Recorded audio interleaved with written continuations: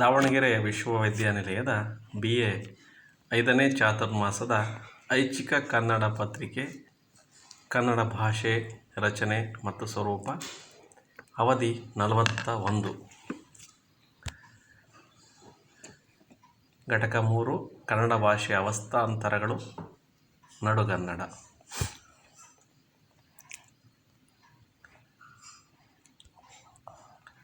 ಕಲಿಕಾ ಉದ್ದೇಶಗಳು: ಕನ್ನಡ ಭಾಷೆಯ ಅವಸ್ಥಾಂತರ, ನಡುಗನ್ನಡದ ಲಕ್ಷಣಗಳನ್ನು ತಿಳಿಯುವುದು.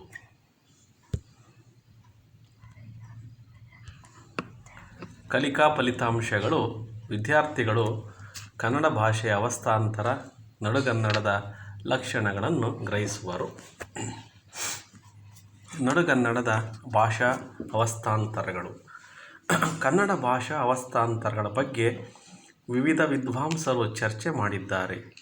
BL ರೈಸ್ ನಡುಗನ್ನಡದ ವಿಚಾರವನ್ನು ಪ್ರಸ್ತಾಪಿಸಿಲ್ಲ. ಕನ್ನಡ ಸಾಹಿತ್ಯದ ವಿಭಜನೆಯಲ್ಲಿ ನಡುಗನ್ನಡವು ಇಲ್ಲದಂತಾಗಿದೆ. ಕಿಟ್ಟೆಲ್ 14ನೇ ಶತಮಾನದಿಂದಲೇ ಹೊಸಗನ್ನಡವನ್ನು ಗುರುತಿಸಿದ್ದಾರೆ.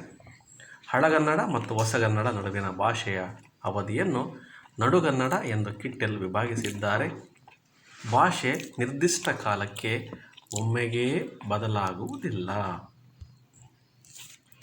ಅದು ಕಾಲದಿಂದ ಕಾಲಕ್ಕೆ ರೂಪರೇಷೆಗಳನ್ನು ಬದಲಾಯಿಸುತ್ತಾ ಬರುತ್ತದೆ. 10-11ನೇ ಶತಮಾನದ ವೇಳೆಗೆ ಕನ್ನಡ ಭಾಷೆ ತೀವ್ರವಾಗಿ ಬದಲಾವಣೆ ಹೊಂದತೊಡಗಿತು. 12-13ನೇ ಶತಮಾನದ ಹೊತ್ತಿಗೆ ಹಳಗನ್ನಡ ಭಾಷೆ ಸಂಪೂರ್ಣವಾಗಿ ನಡುಗನ್ನಡವಾಗಿ ಮಾರ್ಪಟ್ಟಿತು.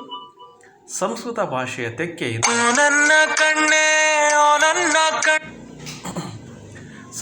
ಭಾಷೆಯ ತೆಕ್ಕೆಯಿಂದ ಬಿಡಿಸಿಕೊಂಡು ಅಚ್ಚ ಕನ್ನಡವನ್ನೇ ಬಳಸುವುದು ಯೋಗ್ಯ ಎಂಬ ಭಾವನೆ ತೀವ್ರವಾಗಿ ಬೆಳೆಯತೊಡಗಿತು. ನಯಸೇನ ಎಂಬ ಜೈನ ಕವಿ ಕನ್ನಡದಲ್ಲಿ ಸಂಸ್ಕೃತವನ್ನು ಕೂಡಿಸಿ ಬಳಸಿದರೆ ತುಪ್ಪ ಮತ್ತು ಎಣ್ಣೆಯನ್ನು ಬೆರೆಸಿದಂತೆ, ಮುತ್ತು ಮತ್ತು ಮೆಣಸನ್ನು ಪೋಣಿಸಿದಂತೆ ಎಂದು ಹೇಳಿದ್ದಾನೆ.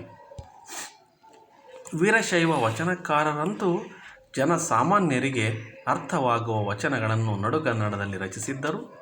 13ನೇ ಶತಮಾನದಲ್ಲಿ ಕೇಶಿರಾಜನೆಂಬ ವ್ಯಾಕರಣಕಾರನು ಶಬ್ದಮಣಿ ದರ್ಪಣ ಎಂಬ ಕನ್ನಡ ವ್ಯಾಕರಣವನ್ನು ಬರೆಯುವಾಗ ತನ್ನ ಕಾಲದಲ್ಲಿ ಬದಲಾಗುತ್ತಿರುವ ಕನ್ನಡ ಭಾಷೆಯನ್ನು ಸ್ಪಷ್ಟವಾಗಿ ಗುರುತಿಸಿದ್ದಾನೆ. ಹಳಗನ್ನಡ ಆಸ್ಥಾನ ಭಾಷೆಯಾಗಿ ವಿದ್ವಾಂಸರಲ್ಲಿ ಪ್ರಚಲಿತವಾದಾಗ ಜೊತೆಗೆ ಜನಸಾಮಾನ್ಯರ ಭಾಷೆ ಪರಿವರ್ತನೆ ಹೊಂದುತ್ತಿತ್ತು. ಆಗ ಆಡುನುಡಿಗಳಲ್ಲಿ ಮತ್ತು ಜನಸಾಮಾನ್ಯರ ಭಾಷೆಯಲ್ಲಿ ಕಾವ್ಯಗಳು ರಚನೆಯಾಗತೊಡಗಿದವು. ನಾಗವರ್ಮನ ಕಾಲಕ್ಕೆ ಜನಸಾಮಾನ್ಯರಲ್ಲಿ ಪದ, ಪಾಡು, ಮೇಲ್ವಾಡು, ಭಾಜನೆಗಬ್ಬಗಳು ಇದ್ದುವೆಂದು ಅವನಿಂದಲೇ ತಿಳಿದು ಬರುತ್ತದೆ. ಹರಿಹರನ ಕಾಲಕ್ಕೆ ರ, ಳ, ಕುಳ, ಶಳಗಳ ಗೊಂದಲ ಇತ್ತು. ಹಳಗನ್ನಡದ ಚಂಪೂ ಶೈಲಿಯ ಕಾವ್ಯಗಳು ವಸ್ತುಕ ಎನಿಸಿಕೊಂಡರೆ ದೇಶಿ ಮೂಲಕೃತಿಗಳು ವರ್ಣಕ ಎಂಬ ಹೆಸರು ಪಡೆದವು. ನಡುಗನ್ನಡ ಕಾಲಕ್ಕೆ ಆಸ್ಥಾನಗಳ ಪ್ರಭಾವ ಇಳಿಮುಖವಾಯಿತು. ಚಂಪೂ ಕಾವ್ಯಗಳಲ್ಲಿ ಬಳಕೆಗೊಂಡ ಸಂಸ್ಕೃತ ಭೂಯಿಷ್ಠ ಭಾಷೆಯ ಕಾಲ ಮುಗಿದು ಹಳಗನ್ನಡದಿಂದ ನಡುಗನ್ನಡಕ್ಕೆ ಭಾಷೆ ಬದಲಾವಣೆಗೊಂಡಿದ್ದಕ್ಕೆ ಇಲ್ಲಿ ಕೆಲವು ಉದಾಹರಣೆಗಳನ್ನು ಗಮನಿಸಬಹುದಾಗಿದೆ. ಹಳಗನ್ನಡದಲ್ಲಿ ಬಳಕೆಗೊಂಡ ವ್ಯಂಜನಾಂತ್ಯಗಳು ನಡುಗನ್ನಡದಲ್ಲಿ ಸ್ವರಾಂತ್ಯಗಳಾಗಿ ಬಳಕೆಗೊಂಡುದನ್ನು ತಿಳಿಯಬಹುದಾಗಿದೆ. ಉದಾಹರಣೆ: ತಾಯ್ ತಾಯಿ, ನಾಯ್ ನಾಯಿ, ಬಾಯ್ ಬಾಯಿ, ಕೈ ಕೈ, ಮೈ ಮೈ, ಕಣ್ ಕಣ್ಣು, ನಾರ್ ನಾರು, ಬೇರ್ ಬೇರು, ತಿನ್ ತಿನ್ನು, ಊರ್ ಊರು ಮುಂತಾದವು. ವ್ಯಂಜನಾಂತ ಶಬ್ದಗಳು ಸ್ವರಾಂತವಾಗುವ ಪ್ರವೃತ್ತಿ ಬಹು ಹಿಂದಿನಿಂದಲೇ ಪ್ರಾರಂಭವಾಯಿತು ಎನ್ನಬಹುದು. ವ್ಯಂಜನಾಂತ್ಯಗಳಿಗೆ ಉ ಸೇರುವುದು ನಡುಗನ್ನಡದಲ್ಲಿ ಕಾಣಬಹುದು. ಉದಾಹರಣೆ: ಬೆರಳ್ ಬೆರಳು, ಬೆವರ್ ಬೆವರು, ಮುಗಿಲ್ ಮುಗಿಲು, ಇರುಳ್ ಇರುಳು ಇತ್ಯಾದಿ. ಹಳಗನ್ನಡದಲ್ಲಿ ಬಳಕೆಗೊಂಡ ಸಬಿಂದುಕ ಪದಗಳು ನಡುಗನ್ನಡದಲ್ಲಿ ಅಬಿಂದುಕಗಳಾಗಿ ಪ್ರಯೋಗಗೊಂಡ ತೊಡಗಿದ್ದುದನ್ನು ನೋಡಬಹುದು. ಉದಾಹರಣೆ: ಊರಿಂಗೆ ಊರಿಗೆ, ಕೆಲಂಬರ್ ಕೆಲಬರ್, ಬೆಡಂಗು ಬೆಡಗು, ದಾಂಟು ದಾಟು, ಬೇಂಟೆ ಬೇಟೆ, ಕರಂಡಗೆ ಕರಡಗೆ, ಮೀಂಟು ಮೀಟು, ನಾಂದು ನಾದು ಮುಂತಾದವು. ಆದರೆ ಸಬಿಂದುಕ ಶಬ್ದಗಳು ಅಬಿಂದುಕವಾಗಲು ಕಾರಣ ಬಹುಶಃ ಮೂಲ ದ್ರಾವಿಡದಲ್ಲಿ ಅವು ನಾಸಿಕೋಚ್ಚಾರದಿಂದ ಕೂಡಿದವು ಆಗಿರಬೇಕು. ಅವು ತಮಿಳು ಕನ್ನಡಗಳಲ್ಲಿ ಅನುಸ್ವಾರವಾದರೆ ತೆಲುಗಿನಲ್ಲಿ ಅರ್ಧಾನುಸ್ವಾರ ಶಬ್ದಗಳಾದವು.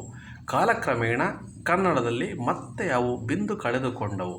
ಆದರೂ ಆಡುನುಡಿಯಲ್ಲಿ ಕೆಲವೊಮ್ಮೆ ಅರ್ಧಾನುಸ್ವಾರಯುಕ್ತವಾಗಿ ಉಚ್ಚಾರವಾಗುವುದುಂಟು. ಉದಾಹರಣೆ ಬೇಟೆ ಬ್ಯಾಟೆ, ಕೋಟೆ ಕ್ವಾಟೆ. ಸಮಾಸಗಳಿಂದ ಬಿಂದುವು ಲೋಪವಾಗತೊಡಗಿದವು. ಉದಾಹರಣೆ ಪುಟ್ಟುಂಗುರುಡಂ ಹುಟ್ಟುಗುರುಡ, ತೂಗುಂದೊಟ್ಟಲ್ ತೂಗುತೊಟ್ಟಿಲು.